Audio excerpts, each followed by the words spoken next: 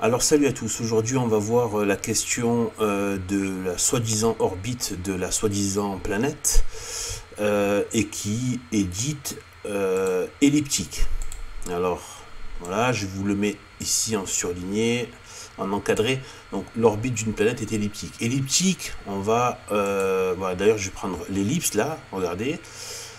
Alors l'ellipse c'est-à-dire qu'en fait c'est un cercle mais qui ne fait pas 360 degrés. C'est ça.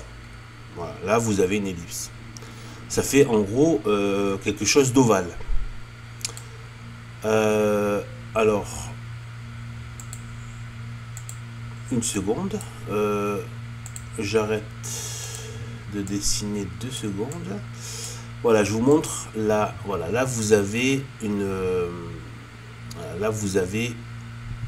un cercle parfait. Voilà, le cercle à 360 degrés. Alors, je reviens ici. Donc, c'est un site qui est un des innombrables sites qui offre du, entre guillemets, matériel pédagogique pour les enseignants et pour expliquer ce qui est inexplicable, ce qui est incompréhensible, c'est-à-dire les inepties et les coups de bluff pseudo-scientifiques. Alors l'orbite donc serait elliptique, voilà, ça on l'a vu, serait elliptique, donc un ovale et non pas un cercle. Parfait. Donc c'est le système. Donc voilà. Ensuite, donc là il montre un schéma qui là n'apparaît pas très bien. Voilà, mais en tout cas ça reprend bien. Vous voyez bien là le système que ça fait un ovale, un rond assez ovale. Alors on va regarder un petit peu les inepties. Alors donc gros mal de tête là. Préparez le Doliprane, ça va y aller. Donc, il suffit de planter 2 punaises au point F et F' qui constitueront les foyers de l'ellipse. On relie ces 2 points par une ficelle F, F'. Regardez plus bas, qu'est-ce qu'on a? On remarque les foyers F, F', machin. Donc déjà, on est dans E, grand axe, PA, F, F', on commence déjà à vous embrouiller. Ensuite, notez, il existe un paramètre pour mesurer cet aplatissement, c'est l'excentricité. Notez donc une excentricité. C'est vrai que vos explications sont très excentriques. C'est quand même assez dingue. Par exemple, donc ici, voilà, voilà, c'est assez dingue. Effectivement, quand on commence à essayer de comprendre cette espèce de n'importe quoi, d'espèce de dinguerie,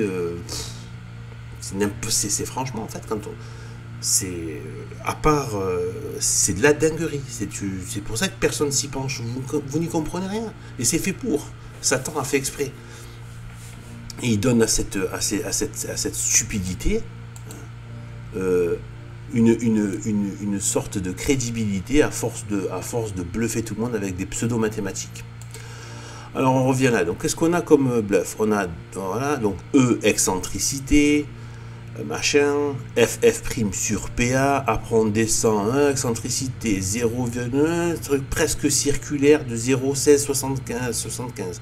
Ensuite, périhélie, l'aphélie. Alors là, par rapport à périhélie, aphélie, je vais vous montrer un petit peu ce qu'ils entendent par là, c'est cette espèce de truc là.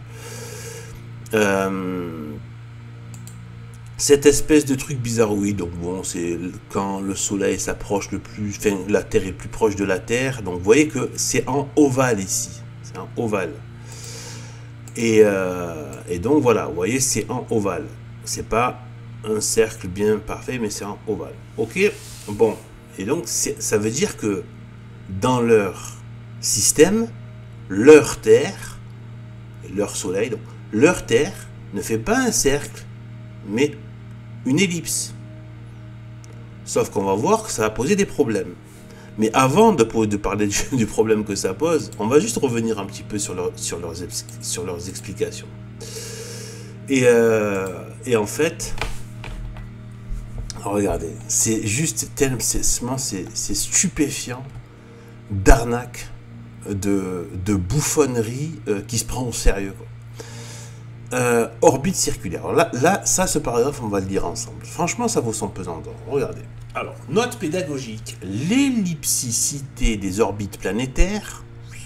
Waouh, on commence à vous dire, vous comprenez, ce sont des termes tellement difficiles.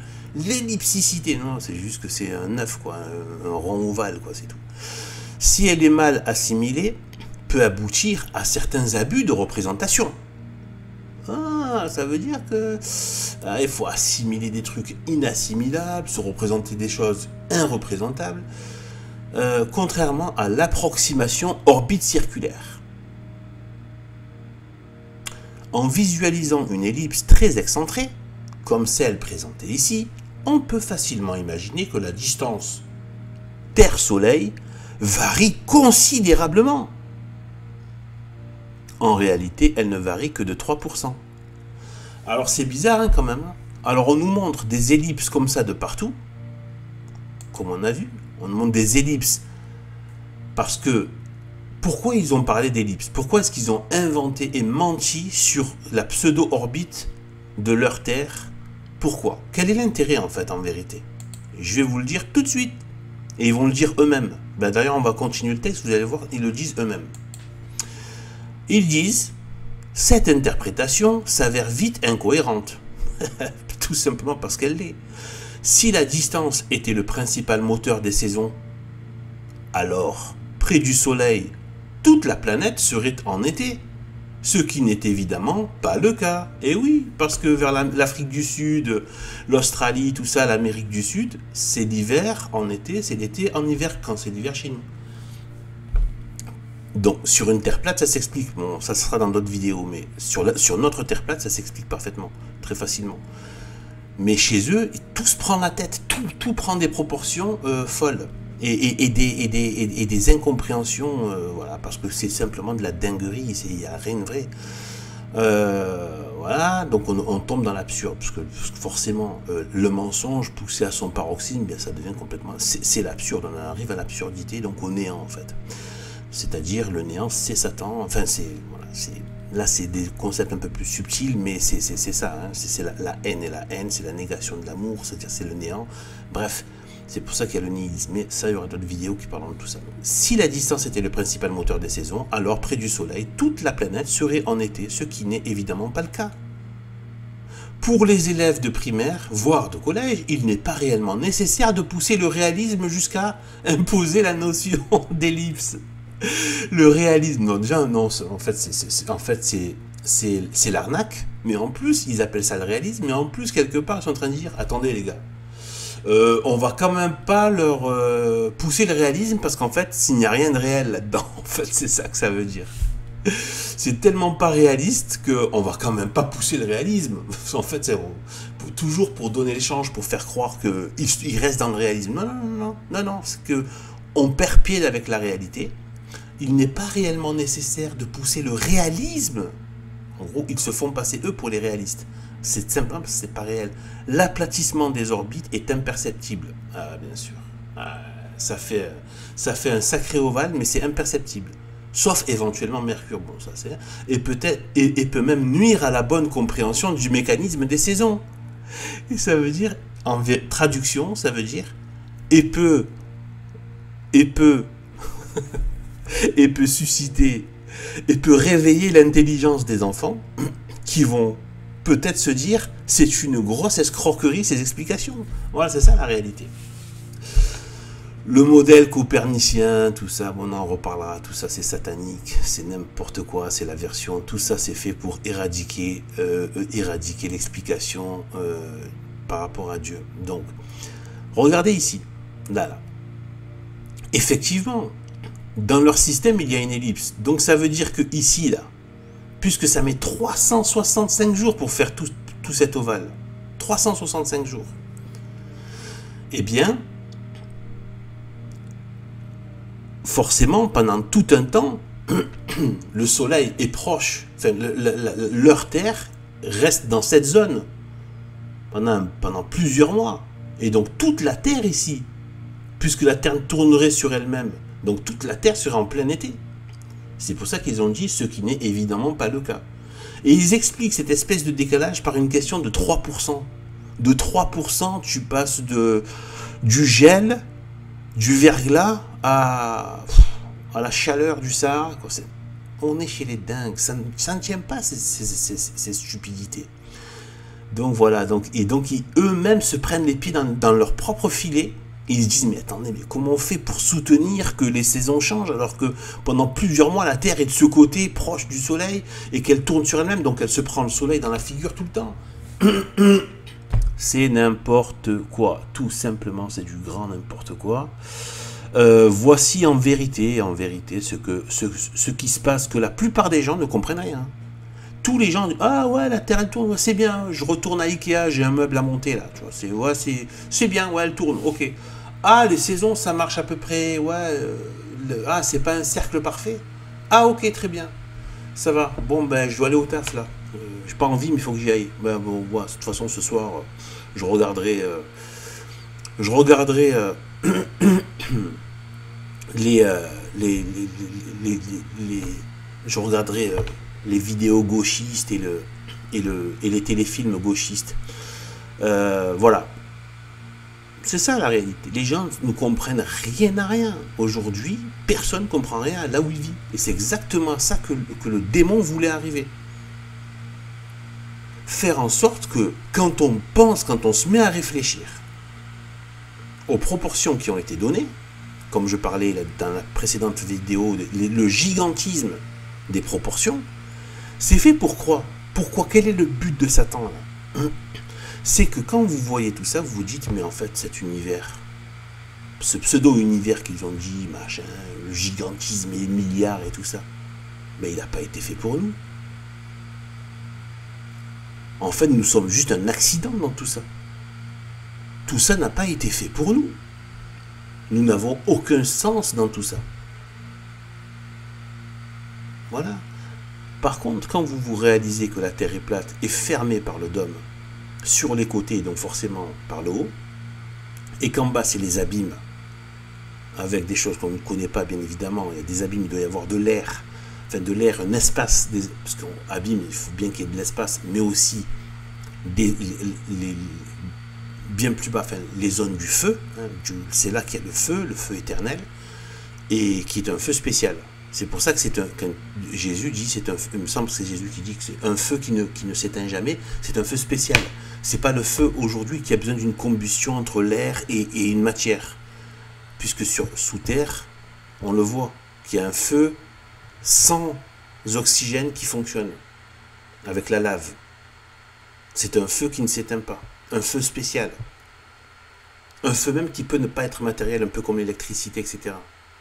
De combustion, enfin voilà. Donc voilà. Donc en fait, le but c'est ça. Le but c'est simplement de vous rendre athée. En fait, de vous rendre athée et de vous dire qu'en fait vous n'avez aucun rapport avec cette création. Non. Et donc là, on a cette stupidité. Et maintenant, je vais terminer par un des points les plus importants, si ce n'est le plus important. Hein, c'est que ici là. Je peux pas faire vraiment le côté, j'espère que vous voyez un peu à l'écran quand je tourne, c'est que ça va contre les lois de la mécanique. Je vous rappelle que selon eux, donc leur Terre tourne à 1600 km/h sur elle-même. En même temps, autour du Soleil, elle se déplace à une vitesse, accrochez-vous bien, j'ai fait une vidéo là-dessus, de 100 000 km/h. Là, pour faire cette orbite, elle se déplace à 100 000 km/h et elle met 365 jours. Bon, là aussi, il y a à redire. C'est pas 365, enfin. Il y a tellement de choses à revoir. Donc, c'est. Eh bien, 100 000 km/h. Sauf que sur une orbite ovale, qui n'est pas. Déjà, même sur un cercle à 360 degrés, parfait, eh bien, de toute façon, il y a la force centrifuge qui s'applique. De toute manière. Mais sur une ellipse, a fortiori et à plus forte raison, la force centrifuge, si vous vous déplacez à 100 000 km/h, il y a donc un virage ici. Et donc, Ça veut dire que leur Terre est obligée de ralentir pour repasser de l'autre côté. 100 000 km/h. Je vais vous mettre une image de 10 000 km/h. Un bolide à 10 000 km/h. C'est supersonique. Alors, toute la Terre avec les océans, les montagnes et tout ça, projetée à 100 000 km/h. Et qui doivent en plus faire un ralentissement pour faire l'ellipse. Et il n'y a aucune force centrifuge, aucune perturbation dans les jours, dans les décalages, rien. Tout est parfaitement réglé. Eh bien, voilà, je vais vous laisser sur ces vidéos pour terminer un peu ce sketch-là. Et je vous dis à plus tard. Salut.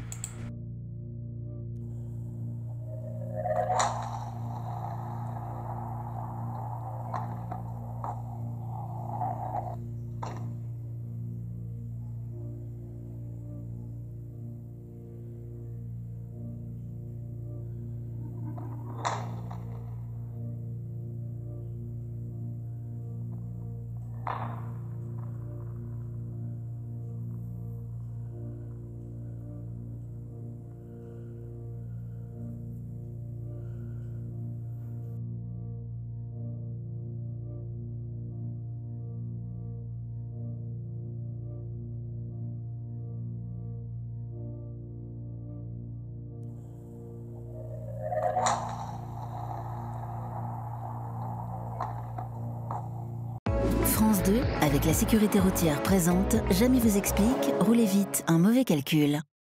Aux abords de certains virages, des panneaux avertissent parfois qu'il faut réduire sa vitesse. C'est une question de physique. Je m'explique. Lorsqu'on aborde un virage en voiture, une force va avoir tendance à nous déporter vers l'extérieur. Tous les conducteurs ont déjà eu cette sensation au volant. Cette force, c'est ce que l'on appelle la force centrifuge.